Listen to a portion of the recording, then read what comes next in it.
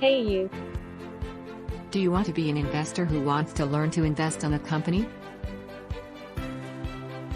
Or are you a student who wants to learn company's financial status?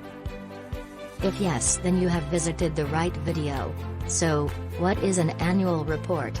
Annual report is a yearly report published by a firm that documents its activities and finances of the reporting period. What does an annual report have? It has many components, which includes its financial statements, past performance, auditor's analysis, and details on different accounting practices used. Now let's get started. Here, we have taken annual report of Apple Inc., dated September 2020. You can. Table of contents consists of different heading which will help you navigate through the annual report. Remember to check table of content for ease of reading. First thing that an annual report has is general corporate information. It includes vision, mission, values, and organogram. This section is intended for shareholders and other stakeholders and gives a broad overview of the firm. The third component is financial highlights as mentioned in table of contents. As you can see in this section, a company highlights few important indicators for its business. Another key component of annual report is its corporate governance principles. Corporate governance is the cornerstone of any good business. On layman's term, it encompasses processes, practices, and policies on how a company behaves. Corporate governance is all about rules of law, moral integrity, transparency, and participation. Accountability and responsibility.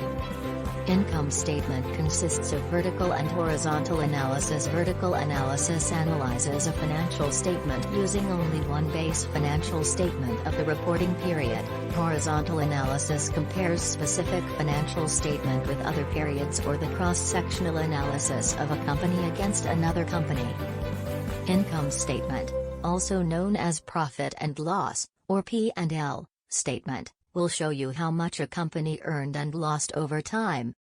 Investors analyze income statements to calculate financial ratios and compare the same company year over year, or to compare one company to another. A standard income statement will include many other figures that make up this core value. Revenue or sales, cost of goods sold, COGS, gross profit, expenses, earnings before tax, taxes, net earnings. A cash flow statement provides data regarding all cash inflows a company receives from its ongoing operations and external investment sources.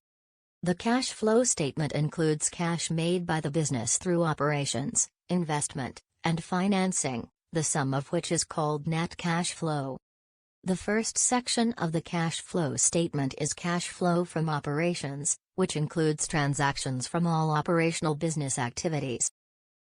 Cash flow from investment is the second section of the cash flow statement, and is the result of investment gains and losses. This section also includes cash spent on property, plant, and equipment. This section is where analysts look to find changes in capital expenditures, CapEx. Cash flows from financing, CFF, is the last section of the cash flow statement. The section provides an overview of cash used in business financing. Analysts use the cash flows from financing section to determine how much money the company has paid out via dividends or share buybacks. It is also useful to help determine how a company raises cash for operational growth. A balance sheet is a financial statement that reports a company's assets, liabilities, and shareholders' equity. The balance sheet is a snapshot representing the state of a company's finances, what it owns and owes, as of the date of publication. Fundamental analysts use balance sheets, in conjunction with other financial statements, to calculate financial ratios. The assets section of the balance sheet breaks assets into current and all other assets. In general, current assets include cash, cash equivalents, accounts receivable, and assets being sold. Current assets are combined with all other assets to determine a company's total assets. Non-current assets are a company's long-term investments for which the full value will not be realized within the accounting year.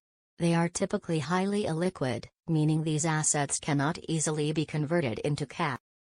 Liabilities are the money that a company owes to outside parties, from bills it has to pay to suppliers to interest on bonds it has issued to creditors to rent, utilities and salaries. Current liabilities are those that are due within 1 year and are listed in order of their due date. Long-term liabilities are due at any point after 1 year. Shareholder equity, SE, is the owner's claim after subtracting total liabilities from total assets. If shareholder equity is positive, that means the company has enough assets to cover its liabilities, but if it is negative, then the company's liabilities exceed its assets. Retained earnings is part of shareholder equity and is the percentage of net earnings that were not paid to shareholders as dividends and should not be confused with cash or other liquid assets. With the help of notes, we can identify presentation of financial statement like IFRS or GAAP. The process of depreciation and inventory valuation process. Further, we can also identify valuation of intangible asset, consolidated financial statement of all entities, employee benefits details. Auditor report gives details income place of financial statement according to different accounting standards, and gives details in any improvements and misrepresentations. Accounting policies gives details on procedures and standards and indicates management strategies. Thank you for your time. Hope you will